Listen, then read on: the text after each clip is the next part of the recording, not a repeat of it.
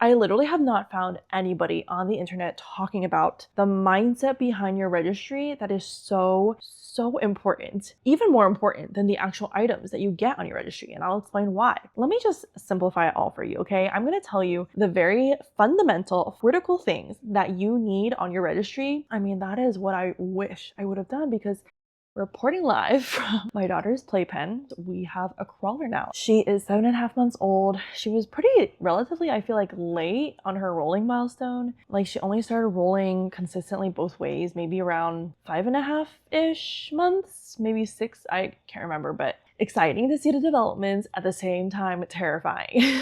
Oh boy, we gotta baby proof. We gotta be careful of where you go and what you put your hands on. And I can't stop thinking about how the first year of being a parent with your first child, it is the most humbling thing, you know, because you are just like, wow, there's so little I can control. At the same time, in awe of like, oh my gosh, this like human being came out of me and is developing these skills, and soon she'll be walking and running and talking, graduating college, getting married. I have several friends who are expecting, and they've been asking me about hospital bags, about baby registries, and I love helping moms with these things because I spent so much time doing research, looking at products, watching countless YouTube videos. Like, I have watched so many YouTube videos on this topic, and also combed Reddit threads and asked ChatGPT. And, you know, I just feel like I could write a PhD dissertation on the modern day baby registry, but also I feel like there's so much looking back that I wish I had known, you know, now that I'm 7.5 months in as a new mom.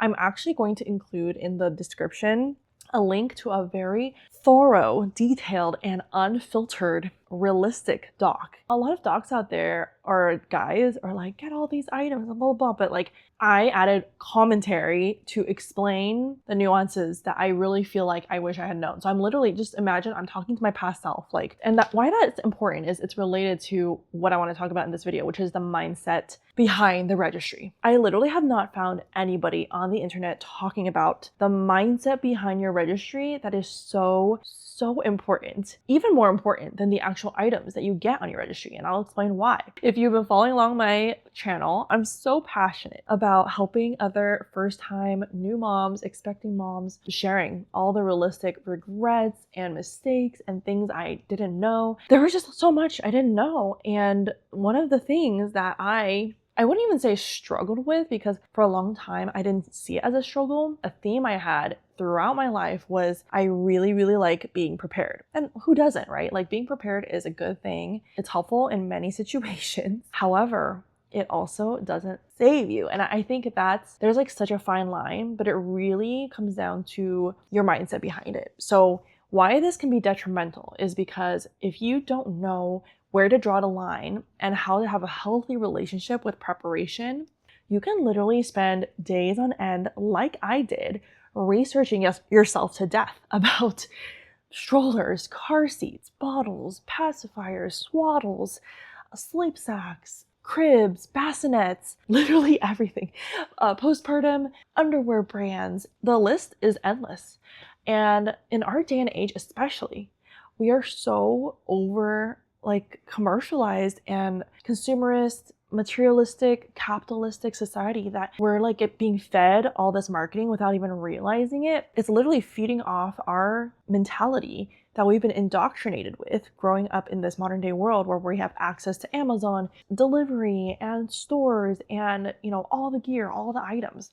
And I'm not saying those things are bad at all. Like, we have this playpen. It is very helpful to keep her, you know, contained in this area.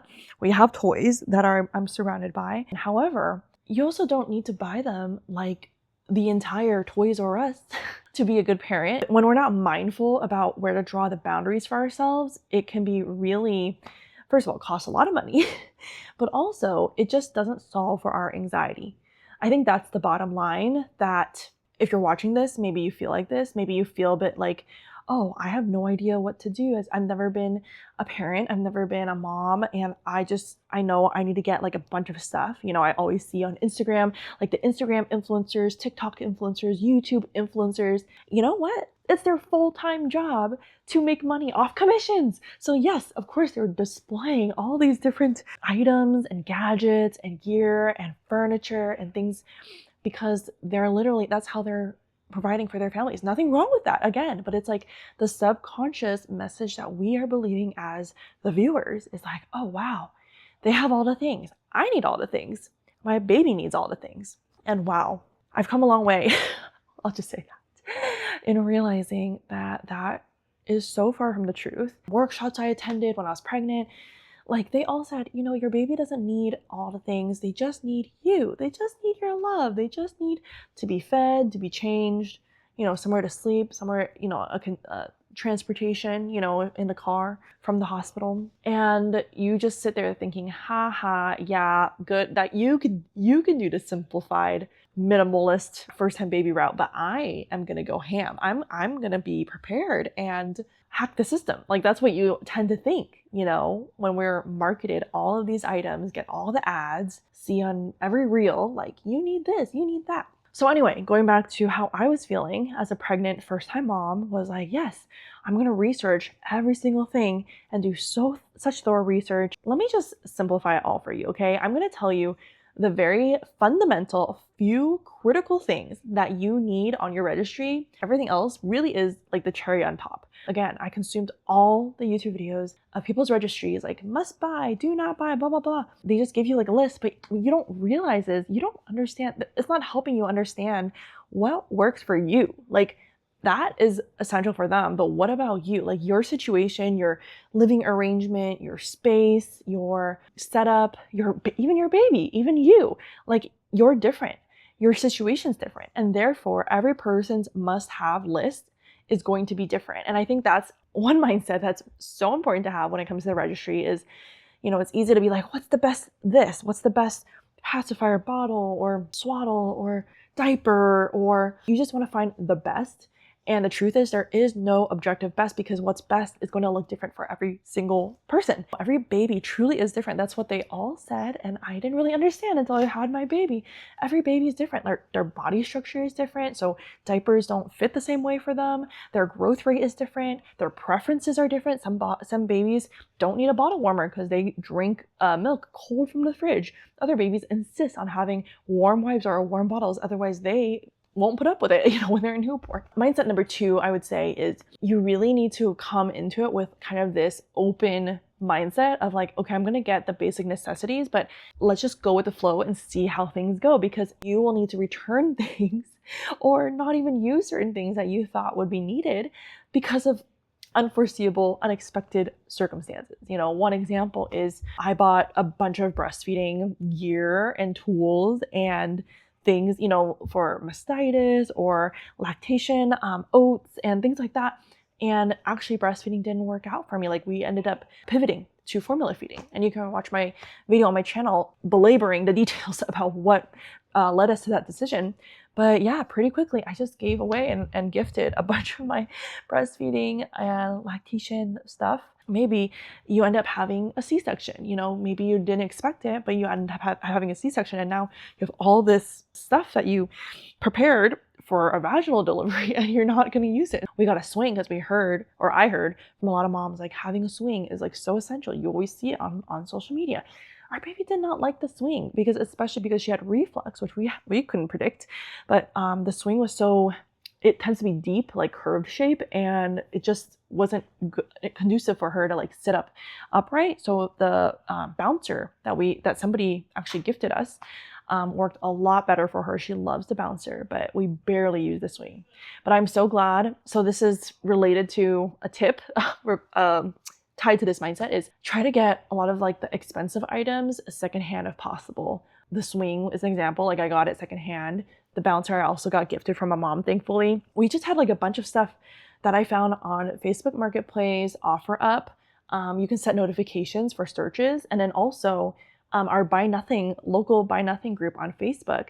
Also, moms are trying to get rid of their stuff. And sometimes you just don't even know, like, what do I need or not need?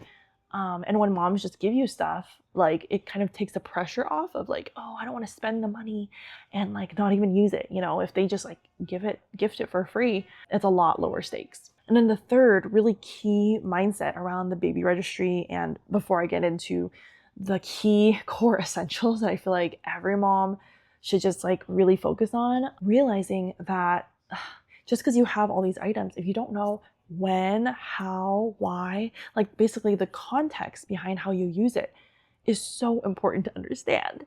I don't know, is this obvious to other people? Because for some reason, for me, when I was pregnant, I didn't really think much about it. I think I just assumed I would figure it out later. But I didn't realize that later, when I'm freshly postpartum, running on zero sleep, like having hormones, brain fog, exacerbated ADHD, I am not in the brain space to figure out how to use certain things. So, for example, we had like a breast pump, we ended up getting a bottle washer, and like looking at the menu, I remember receiving the bottle washer because we didn't even realize we would be needing bottles. Looking at the manual of how to set it up, I was like, I feel like I'm looking at Egyptian hieroglyphics. Like I can't even read the manual about how to set things up. And how do I even use this pump? And how often do I pump?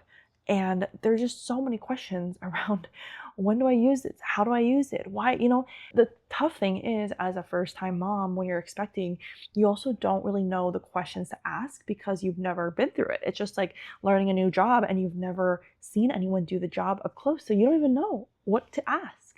And that's why I emphasize in so many of my videos, like even though it seems more hassle to do this, it actually will save you so much time and energy and stress. If you're pregnant right now and it's your first baby, go shadow, like literally hang out with a mom who has an infant, preferably 6 months or younger.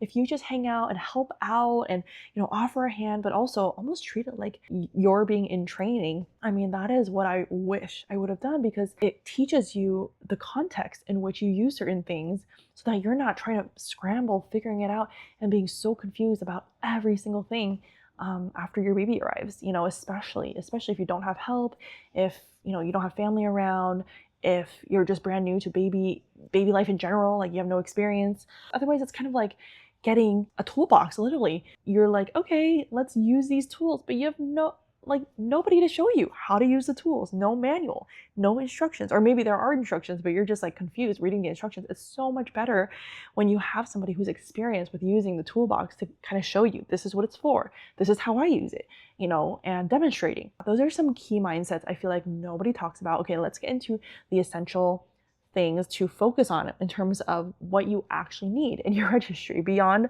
all the muslin cloths and the bibs and the pacifiers and bottles and everything. Like at the end of the day, what you essentially need are, I would say, three main things. One is a fund for unexpected costs, but also just ongoing costs. In Amazon, they have a diaper fund. I think most websites do, like Babylist, I think, has one too. That diaper fund, you could keep it a diaper fund, but you could also specify that it's for just baby costs in general, because there's going to be a lot that come up that you have no idea that, oh, you actually need more diapers of this size or more wipes of this brand because the other wipes actually your baby's skin is sensitive to, or maybe you end up needing formula, or maybe you end up needing to pay for out-of-pocket lactation consultant or physical therapy or oral tie work for your baby. Like there's so many, or physical therapy and occupational therapy. There are so many things that your baby and you will need, and the costs, I think, for first-time parents can be a little shocking at first, because you're like, I didn't expect all of this. I thought we were covered in the registry. But no, I think having a fund for those miscellaneous unexpected items, and also just managing that expectation, will be so helpful. Number two, practical help. I talk about this in another video on my channel. I will link down in the description below, but I think having a meal train, honestly, for us at least, it really wasn't enough just for having people dropping off food, because we were still scrambling, like trying to take care of the baby, trying to have time to like shower or clean up or do the laundry or take out the trash, and your baby is like screaming or crying or needing things around the clock. And so it's just a lot. So even though, people were so kind and willing to drop off food or get DoorDash, like for us, we had to do the coordination too behind the scenes of like, when can people drop it off? What kind of foods? Do we have a lot of food in the fridge ready? And even the meal train, like sometimes we decided, oh, we're actually going to go out today. And, so it's actually kind of, I don't want to sound ungrateful, but generally new parents will need more help beyond just dropping off meals. And so if you can just volunteer your time, just offer, just really be real and just say like, I can come help out. Don't think you need to host me. There's no pressure at all. Don't clean up. Don't edit yourself. Like, I'm so grateful for mom friends who said that to me, and just having their presence and talking to another human adult just like does wonders for your mental health when you're extremely sleep deprived, overwhelmed, anxious. And a lot of first time moms also have postpartum depression, like I did. And yeah, it's just really, really hard. But when you have actual like human contact, people even coming to do little things here and there, vacuuming, helping you tidy up the kitchen when you just can barely function, like that makes a world of a difference. So I would definitely invest, like if you have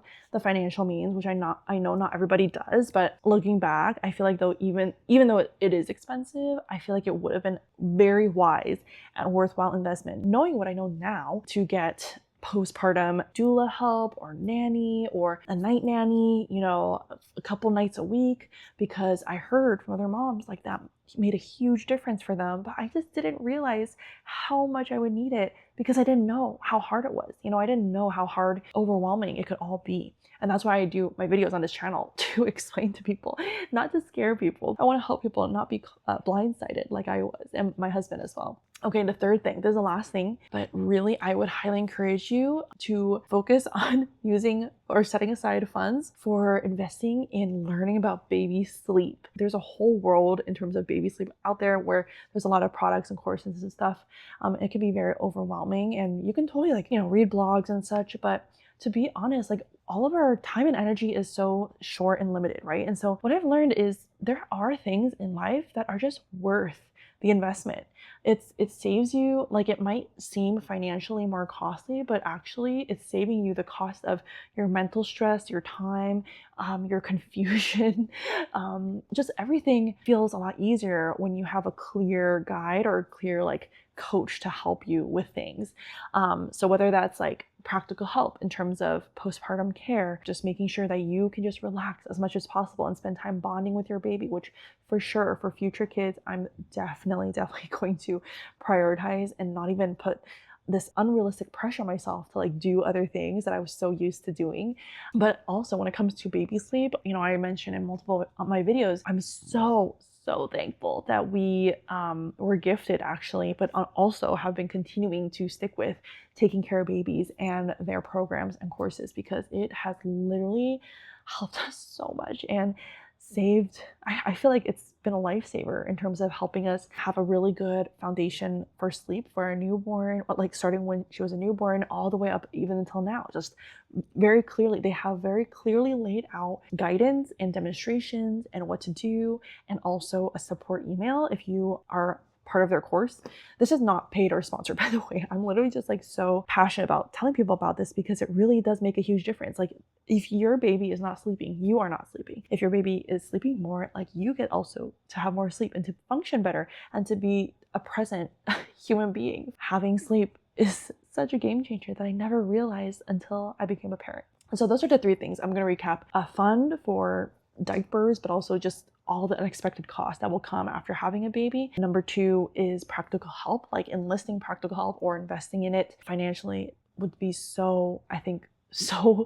a game changer. And then third is also investing in taking care of baby course or some other course. So many families that I know, including ourselves, have had a lot of success with them. So in the fund for expenses, you can then use it to buy things that you will need after the baby comes. But I get it as well. It's you don't want to be scrambling trying to buy everything after your baby comes. You want to also be relaxed and all that stuff. So again, it goes back to my main point. Our main piece of advice is the best way, I feel to kind of get a better idea of what you will need now versus what to put off till later and kind of figure out later, and just be equipped with that knowledge, is truly to spend time with a mom and ask and learn on the way and on the job, instead of just trying to DIY and assume oh, I should get all this stuff, but I don't really know when to use it or why I would use it or should I use it. I just really wish I had been told these mindsets when I was pregnant with my first. It would have saved a lot of time and energy and stress. If this helped at all, please like and subscribe. And remember, there's a doc with all the baby registry items that I recommend to my friends and also don't recommend with commentary about realistic, unfiltered advice down in the description below. I will see you guys next time.